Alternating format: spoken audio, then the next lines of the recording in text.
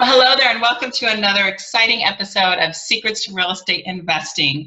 We have a really fun guest with us here today by the name of Evan Younger, and he is a former corporate cubicle person like myself turned house flipper.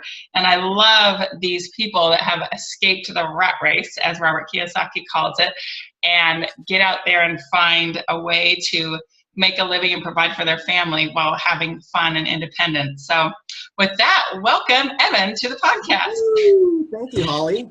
I'm so glad you're here.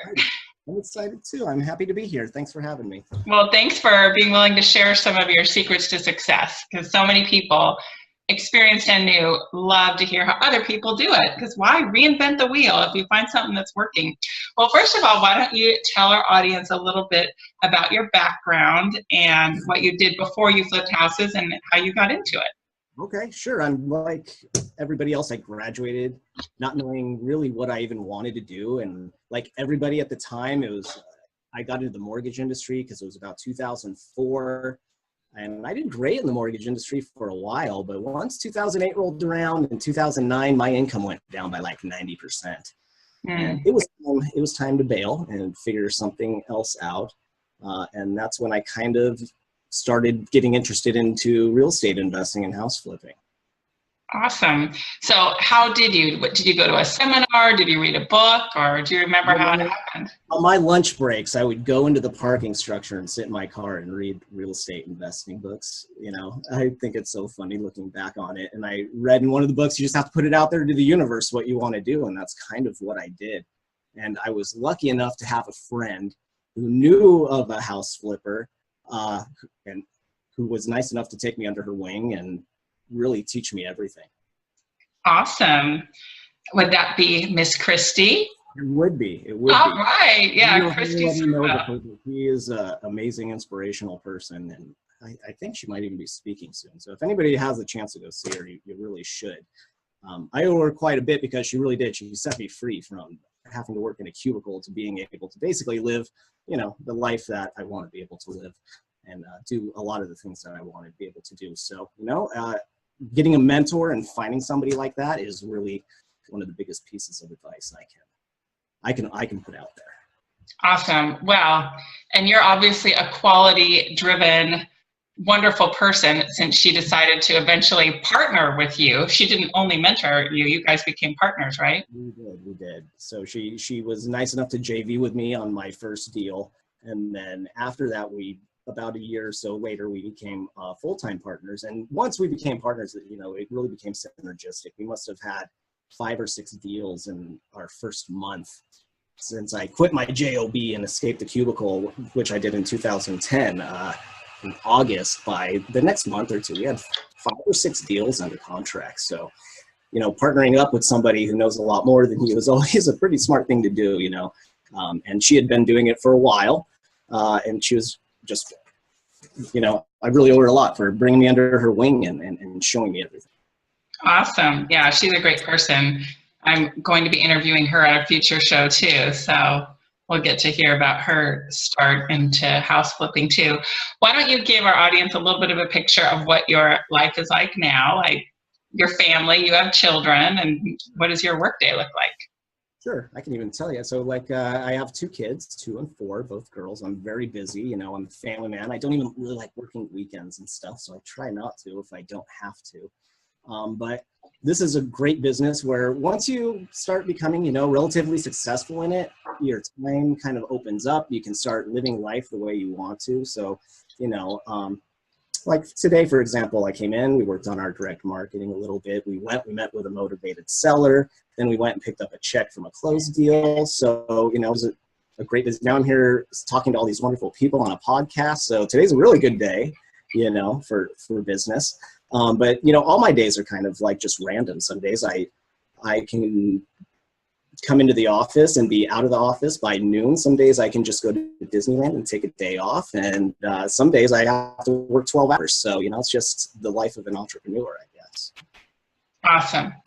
Hey, I'm going to cut this little part out, but I need to plug in my hard line for my network. So we'll be editing this little moment out.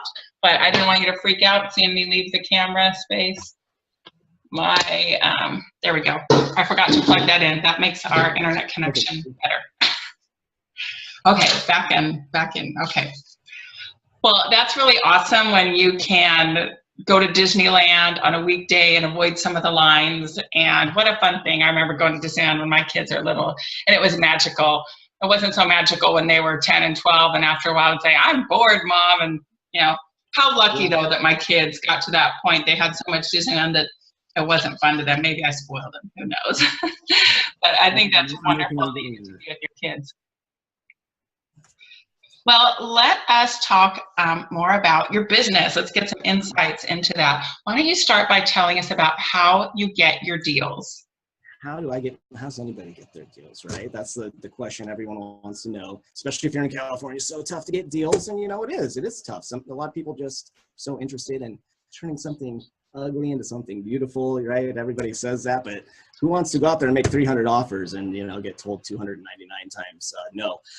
But I get my offers all different ways, you know. A lot of people say that MLS is dead, but I've gotten a few deals this year off the MLS. You just have to be real persistent and, you know, make it like part of your daily routine or have somebody else make part of their daily routine for you to go through those deals and be looking constantly. So we comb the MLS. We send out direct mail. We go to auctions, but it never works out at the auctions, really. I have wholesalers who sell to me, and that's pretty much the gist of it is wholesalers, MLS, direct marketing. I mean, that pretty much sums up where my deals come from. How much money do you spend per month on direct mail? You know, not that much, maybe $1,500. Okay. I've gotten 4 deals from that so far this year. This year? Okay. Interesting. Yeah. So where would you say you get the bulk of your deals? Is it MLS or networking? I don't think there's something where it's just like super skewed and I'm getting like 10 from the MLS and 4 from direct marketing and, you know, 6. It's pretty even across the board. It's just how much energy am I expelling into that particular, you know, method at that time. Sometimes I'm going more crazy on the direct marketing than I am on making the MLS offers and versa. So, you know, I wish I could say that one was so much better than the other, but I just don't really see that. There's just some dominant way to go out there and just to get way more deals. It's just kind of putting in as much effort as you can in several different areas. Do you do bandit signs? Have you, or do you do them now? Don't. I never got into the bandit sign things. You know, I find the bandit signs are almost a better way to find your wholesale, you know, folks and stuff like that. It seems if you call a bandit sign, it's almost nearly always a wholesaler. So that's more my philosophy with bandit signs, but I've never done one. I don't want to deal with the code enforcement people. Right. Yeah. I don't want to be out, you know, clicking them up on the the polls and stuff. So right. I haven't tried that, but I've heard of I heard of a person putting up 10,000 bandit signs. And I'm not even sure if it produced a deal or not. Could you imagine the time and effort it would take to put up? Or the cost. I mean, you have to purchase all those, and I mean, some people handwrite them. I can't imagine that. Oh. Yeah, I couldn't even imagine. So I don't do that. I do the traditional stuff that everybody talks about. That's hard to do, but you know what? It can be done. You know, people just need to really grind it out a little bit more and put in a lot of effort, and you'll get something eventually. But it's just not an easy thing to do. Right. Well, why don't you tell us about one of your success stories, one of your good deals? It could be this year or in a year gone by, but one that you're excited about. I know you got some good ones because I'm excited about the one you sold me recently, and I think that one's good. And that's the one you threw off. So you must have really good ones. We're going to be neighbors, so we'll have to hang out because we have a deal right around the corner. So I'll just tell you about that deal. Okay. That deal is a deal we bought. It was an MLS deal. You know, we were just in the right place at the right time on these MLS deals. It's not that I even know if we're the highest or best price or whatnot, but I think that we're pretty good on the phone and people trust us, and especially after they meet us. So I think it's about building rapport. But that deal is a deal we bought for $430,000, and it needs about $60,000 in work. And we're going to turn around and hopefully sell that for about $650,000. Sweet. So yeah, and so you think 650, this is a 2-bedroom, 1-bathroom house we're talking about. That's 730 square feet. So to buy that for 650,000, you're thinking, oh my gosh, it must be like super amazing. But you know what? It's very average, like neighborhood and everything, but a very good place to flip houses. Right. And for our listening audience, he's speaking of Los Angeles. Is the area, and he lives in Southern California in Orange County, as do I. So yeah, we're talking about the Southern California market. That's where I'm assuming you do all your deals in Southern California. Is that right? Everything I do is within about an hour, hour and a half of where I drive. I'm not going to drive 2 hours. I don't do out-of-state deals. I'm very simple in my business plan. I'm basically a single-family house flipper. And that's like it, you know. I don't go and do units or other stuff. I own some rentals and things like that, but that's not what I focus my time and my energy. Got it. How many deals do you have going right now, or how many flips from start to finish? 1, 2, I'll count them. 3, if I count my one in the escrow. 4, 5, 6. We have 6 going right now at some point, and then a couple in escrow. Interesting.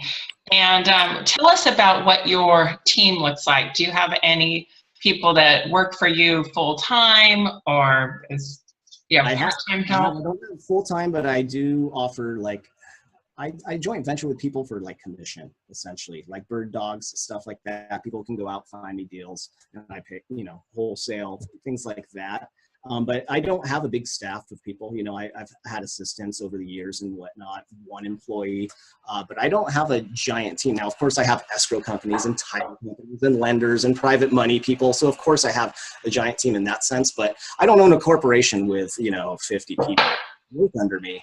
But that isn't to say I don't have a team, because my escrow people and my lenders are absolutely, you know, my team, and especially the people out there who are hunting for deals for me. Oh, absolutely. I 100% agree. Would you be willing to share with us, like, one of the biggest lessons you've learned from doing a deal?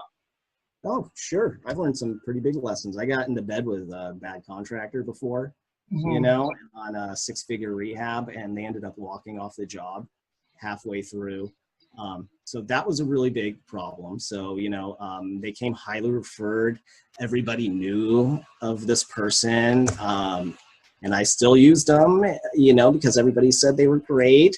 And then halfway through, they said, you know, we're not going to work on your job anymore, so you're going to have to find somebody else to finish. And it turned into some giant fiasco, you know. It was just the house, you know, the project taking probably 6 months longer. And, you know, it was just a nightmare for something to go on like that. Because when a new contractor tries to take over an old contractor's work, they come in and they're like, no, all of this is garbage. It's got to go. Point. It's their fault. Yes. And everybody says, oh, no, my work was great. And, you know, the other guy's saying, no, it's not. And that's why you're leaving. So, you know, that was probably one of my bigger mistakes, was not vetting that contractor quite enough. And, you know, I still find it a hard way of how I could have, you know, maybe avoided it, but I'm sure if I would have done a little bit more due diligence, I probably could have, or handled it better once I was in the midst of everything. But that was probably my biggest one, you know. Screwing up with a contractor on $100,000 rehab is a tough one to get past when they walk off a job like that. But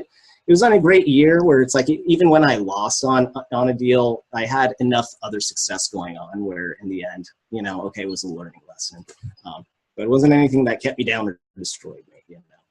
Awesome. Well, and I think that leads into another point, that clearly you operate this way. We haven't come out and said it, but you don't want to put all your eggs in one basket. You don't want to put all of your time, energy, and money into one deal. So if you've got 6 houses going on, I'm just going to throw some numbers out. These are not Evan's numbers, but if each house was like a $500,000 house and he had $3 million worth of projects going on, what if he had one house that had a $3 million value and something went wrong with that and held him up for 6 months? Oh my gosh, that would be so painful. So it's really important that you diversify your time, your energy, and your money, because bad stuff happens. I had a horrible contractor thing too.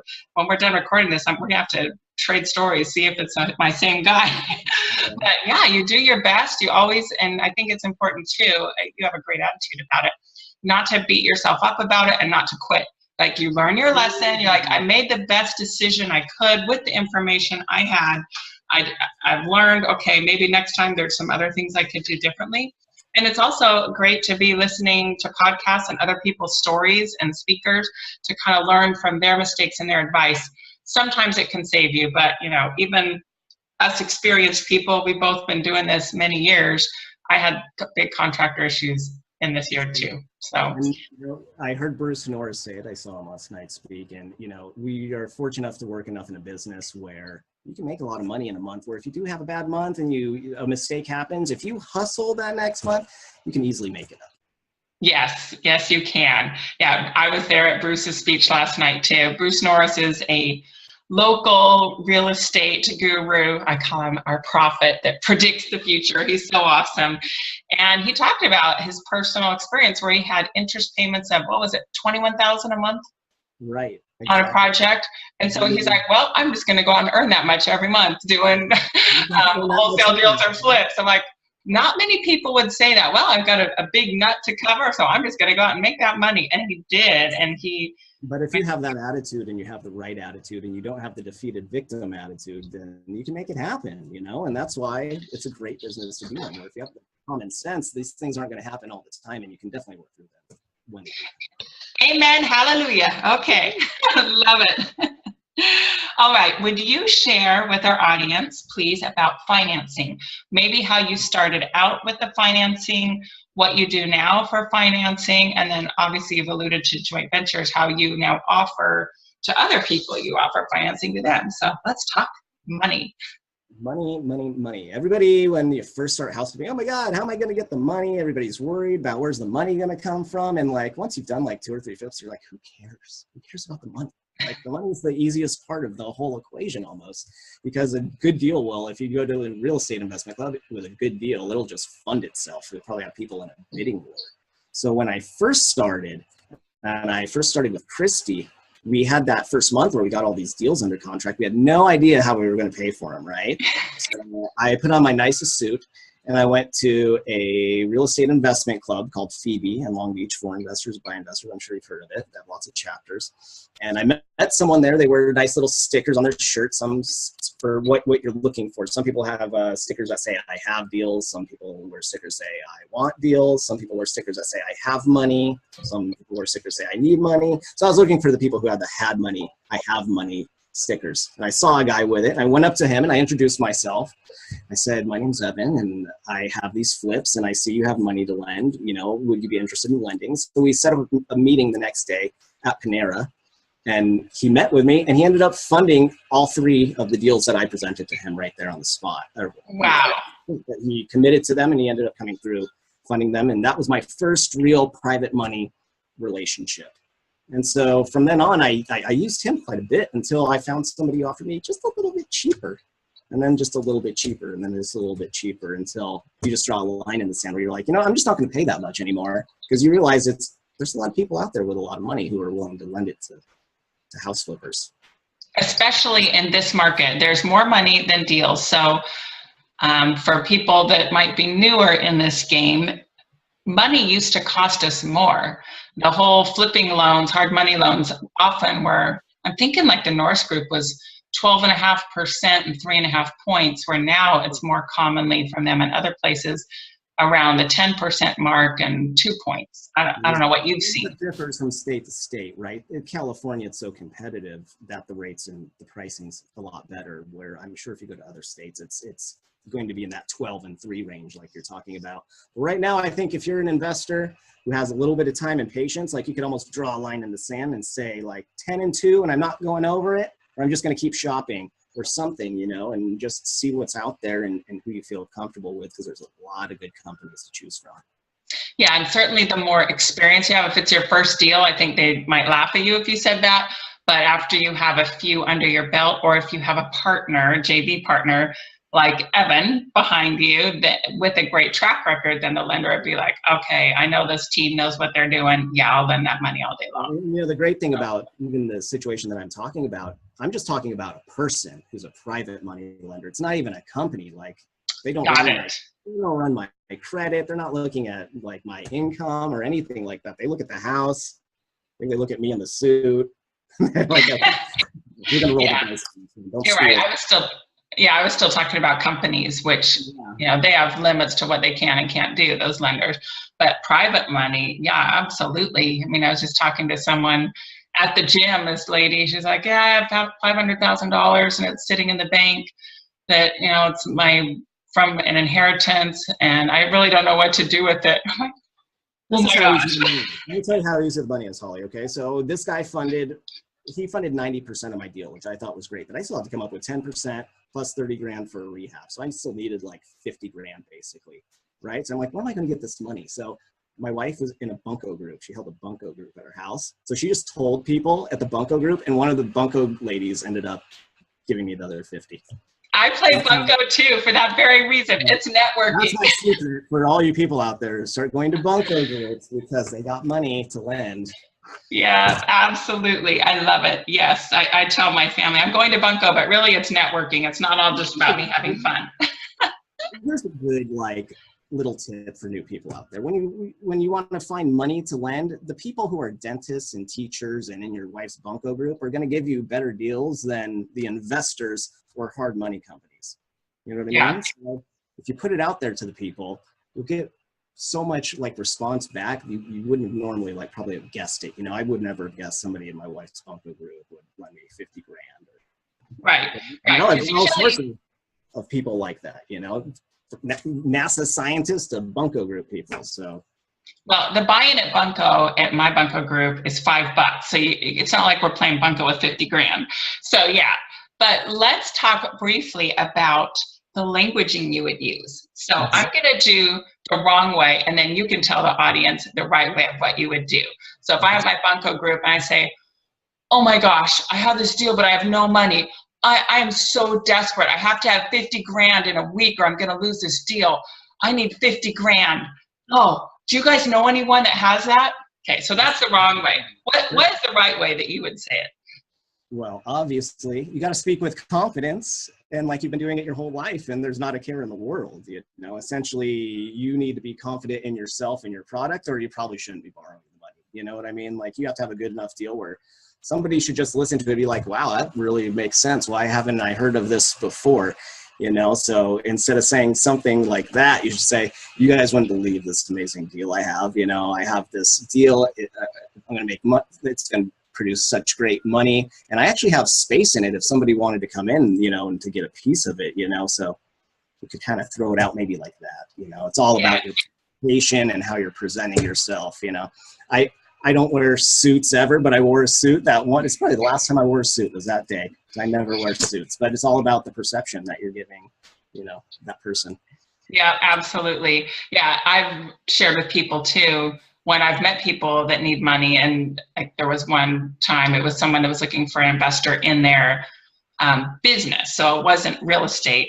And she was like nervous and feeling desperate. I said, you're giving someone an opportunity to earn a great return. So you present that. I say, hey, I have a great opportunity if you'd like to hear about it, where you could earn 8%, 10% or whatever, and you can way out earn what you're doing in the bank, and it's much more predictable than the stock market, and it's got collateral, you know, like you can speak to all that. They don't believe it's real, right, when you first tell them about it, and then they're so hesitant on that first deal, and by the second deal they're like not quite as hesitant, and then by the third deal all of a sudden now they have 100,000 instead of 50,000, right? I'm sure you've seen that. Oh yeah, yeah. Even some of my smaller investors, they love it so much. I've got a guy with 100 grand. He's like, "Can I give you 5,000 more?" Because they just want to maximize that earning potential on everything they've got. Okay, well that's awesome. Thanks for sharing that. For selling, do you have a real estate license, or do you work through realtors? No, I have a real estate license, and I got my real estate. There's two sorts of realtors out there and investors, right? There's the ones who started out as investors, then got their real estate license, and there's people who have their real estate license and then became investors. So I'm the first one, where I was an investor, and I was like, why am I paying realtors so much money? Seriously, I put on the MLS and that's it. And that cost me like 30 grand. So I was like, I'm going to get my license and see how it is. And true enough, and I hope no realtors get mad at me, but if you're to look at the whole process of flipping a house, from the getting the house, the acquisitions, to the contract work, to the getting the money, to listing the house, the easiest thing in my opinion is the listing the house. You put it on the right price on the MLS, that is 99% of the work. Yeah, so amen. With that, I do list my house, right? Save money if I can, but very often I have to give the listing back every so often to pay the favor back, usually to the person who got the deal for me, because it's a relationship business and you got to keep it going. So I'd like to save the money, but then that person might not bring me the deal the next time. So interesting strategy, and that's a strategy I've employed too. I think I bought my last 100 houses, except for maybe 5 that I bought through wholesalers. That probably means 95 were through realtors. So it was, I'll relist it with you if you bring me a deal. And then a couple of them have brought me 10 deals. So keep the machine going. It's hard to make work though, because there's just not that much margin where you can't just like, I wish I could just give you the listing and pay you 5,000 and you 10, but there's just not, you know, how much meat is there on the bone, right? So exactly. Yeah, so I got my license for the same reason, and it was after I started buying things from wholesalers a couple of years ago. I'm like, that's way too much money to leave on the table. When it was a 1.3 million ARV, that was the trigger for me. Like, that's way too much commission to give away. I'll go take the darn test. So I did. All right, well, we're just about out of time here, but I'd love for you to share kind of what your best advice is. Or why don't we throw one out for someone that's brand new and then for someone that's maybe experienced. So what's your best advice for a brand new person? So the brand new person one's kind of easy, and it's just don't go into the analysis paralysis. You have to take action, you have to get out there, you have to make offers, and you don't need to have everything set up before you do it. You don't have to have the right LLC and the right lender and the right realtor and know who your contractor is, because you'll never get started. Like, just start making offers, get something under contract, and the machine will start to build itself if you're doing things right. So that's what I would say to the beginners, is just get out there and start doing it, and the rest will figure itself out as you go. Awesome, I love it. And what about maybe someone that's been doing it a few years that might be one of your more okay? So somebody who's been at it for a few years, because you have your ups and your downs. You have some fantastic years and some not so good years. And what I find seems to be the big difference is people. You know, and occasionally you're doing deals with some people, and those people go away, and then you're doing deals. So you just have to really leverage more people. You know, that's what it's about. If you think that you're going to be just awesome, like just you all by yourself hunting MLS, it's going to be a huge challenge. So I would say get some more like-minded people who are just like you around you to help bring on the hunt and build the synergy, you know.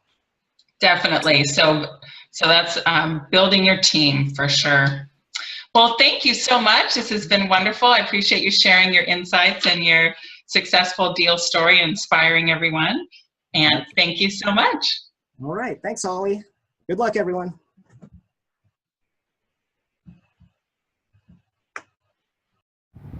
Hey there, thanks for watching the video. Make sure you like it and click subscribe to get notified of more videos. And you can go to hardhatholly.com for a free download on secrets to finding great deals.